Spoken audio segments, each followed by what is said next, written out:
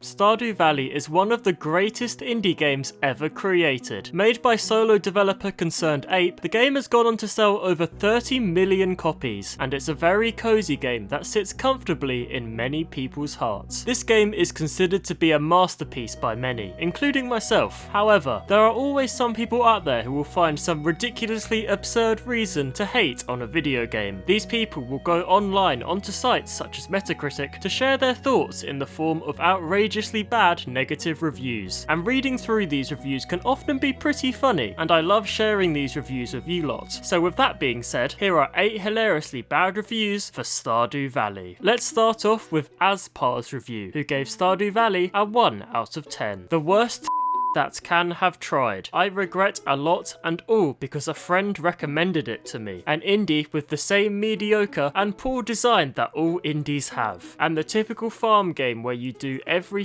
day the same job as a slave, and on top of that you earn nothing, and with a boring story. I give it a point because it has many redhead female NPCs. I mean, you aren't wrong about the redhead NPCs, to be fair. Our next review comes from Mr. Klops, and they have a lot of thoughts about the game. I'm shocked. Graphics are prehistoric, and the 2D sprites are okay at best. Sounds and music are very basic and have MIDI quality. Characters are bland and lack personality. The gameplay mechanics are boring and repetitive. The combat mechanics is ridiculously uncreative. I felt insulted. The gameplay in general lack any depth. Everything is a chore, and due poor time management mechanics, it's impossible to not be stressed by this game. And if you want to gift those bland NPCs, be prepared for more stressful time trying to catch them. And about the story, well, I'm afraid I can't really complete a review because after the first year, I stopped playing and deleted this game. 0 out of 10. I'm surprised that this person pretty much hates all the mechanics in the game, but they claim to have managed to get through year 1 on the farm, as that's like a decent 20 to 30 hours of playtime. The unnecessary MIDI quality audio insult though was my favourite part of this review. Next up is Winter Park's short review of Stardew Valley. I don't get it. It has graphics from the 1980s, which isn't cute, it's just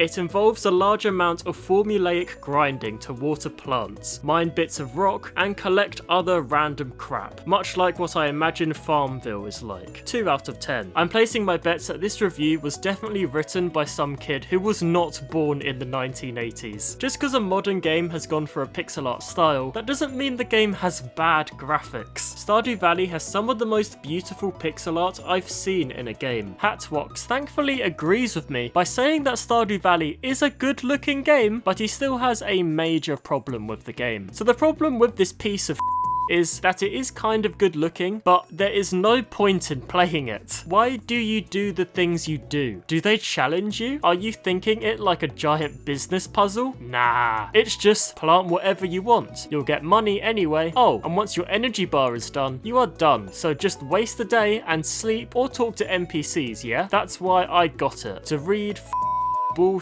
stories. Look, I like it, kinda. Like, the farming thing is cool, right? The fact you can progress is cool, right? Yeah, of course it is. It's there is every game. But hey, Leah seems like a cool person. And the house does grow big, and other pics I've seen show it's amazing, right? So I'll just sell my soul to the devil and waste my time chasing a fantasy that isn't in the game. Satisfaction. 0 out of 10. Alpha Male gave Stardew Valley a 1 out of 10. Let's see what they had to say. For most of the time in Valley, I was sleeping. No, actually for most of the time, I was in Valley, I was watering my crops. I know I can get sprinklers, but it's just not worth it. The boring thing is talking to people. It's so boring. There should be an update that allows the player to hurt NPCs. Also, there should be multiplayer.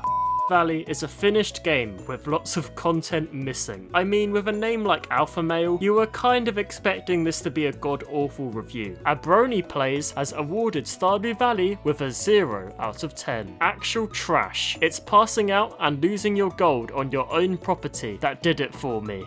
these devs and their terrible game. After a year in-game, the game is pretty much all played out. You can probably get in about 8 to 12 hours of gameplay before year 2. The game isn't worth the price, or any price. Mate, it does not take 8 to 12 hours to complete the first year in Stardew Valley. According to the Stardew Valley wiki, a single in-game day will roughly take up 14 minutes and 20 seconds of real-world time. A week takes up an hour and 39 minutes of your time. An entire season, which is made up of 4 weeks, takes up just over 6.5 hours. And finally, once you play through all 4 seasons and reach the end of the year, you can expect to have clocked up at least 26 hours of playtime. And I say at least 26 hours because you will probably gain a couple of additional hours when playing in single player mode for when the in-game time pauses to let you buy something from a shop, sort out your inventory, craft new items, or to watch a cutscene. So yeah, it will take way longer than 8 to 12 hours to complete the first year in Stardew Valley. Poor man's McLovin has left us with a pretty lengthy review for Stardew Valley. Terrible. Simply terrible. They took a game premise that is already built on tedium and made it so tedious and convoluted to the point it's not even cathartic. Game starts up and the first thing you are probably going to end up doing is spending 3 in-game days just clearing out the farmland in front of your house, just so you can walk 2 steps without getting caught on something. There are days in the game where shops will open but no one will be in there, making the fact it's open meaningless. Because of time systems in the game, it's hard to enjoy it in co-op, because if you have to walk away, you can't pause and lose time you could be spending earning money and setting up your farm. And lastly, I wanted to change my character's look, because when I initially made them, it was a joke, and I didn't want to restart from scratch, but the process to change your look is so convoluted and poorly explained that it's not worth your time. Like, instead of just having a barber and clothes shop, you have to befriend a wizard, which you can only talk to after opening another place that the game doesn't explain or gives clues on how to open. And even then, after building up your friendship, you have to know to go behind a secret bookshelf. I get tedium is part of this type of games, but when you take the simple act of changing a character's look into a long ass process, then I lose interest. I have played MMO that allow you to change your look easier than this, and at this point, I'd rather do real farming. At least I won't need to befriend a wizard to change my shirt. 0 out of 10. I will say that I do agree with the point made about the in-game co-op. It does suck that time doesn't pause in the same way it does in single player, but I understand why it is this way, and I would rather this game have multiplayer than not have it at all. The rest of this review though was a wild ride to read through. The whole rant about needing to befriend the wizard to change up your look was some top-notch gold. Our final review comes from Graph II, who simply wrote, "This game is very lazy with no good content. The gameplay looks very boring. 0 out of 10. So there you go, that was 8 hilariously bad reviews for Stardew Valley. If you want to watch another one of my videos I've done in the bad reviews series, then might I recommend this one, where I took a look at 11 hilariously bad reviews for another one of the greatest indie games out there, Hollow Knight. Oh, and let me know in the comments what game you'd like me to take a look at next in the bad reviews series.